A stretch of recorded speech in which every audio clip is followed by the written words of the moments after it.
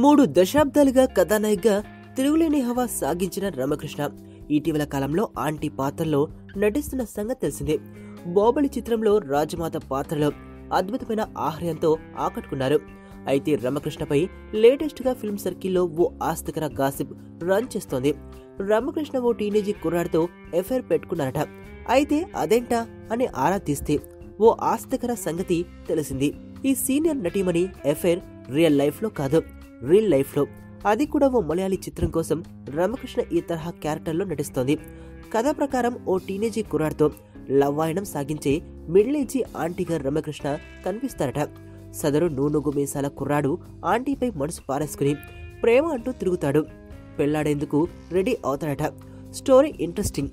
నడి వయసులోనూ ఏమాత్రం చెక్కుచెదరని అందాలతో ఆకట్టుకుంటున్న రమ్య ఆంటీ ఈ క్యారెక్టర్ కు పర్ఫెక్ట్ గా సూట్ అవుతారని దర్శక నిర్మాతలు ఎంపిక చేసుకున్నారట. అన్నట్టు ఈ తరహాలో ఇదివరకే మలయాళంలో రతి నిర్వేదం అనే బ్లాక్ బాస్టర్ వచ్చింది.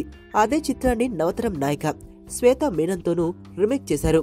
అయితే ఈ తరహా డీగ్రేడ్ కథాంశంలో నటించాల్సిన అవసరం రమ్య లాంటి సీనియర్ నటీమణికి ఎందుకొచ్చింది అని పలువురు ప్రశ్నిస్తున్నారు. నీ స్నేహితుడు ఎవరో తెలిస్తే నీ క్యారెక్టర్ తెలుస్తుంది. నీ శత్రువు ఎవరో తెలిస్తే నీ కెపాసిటీ తెలుస్తుంది.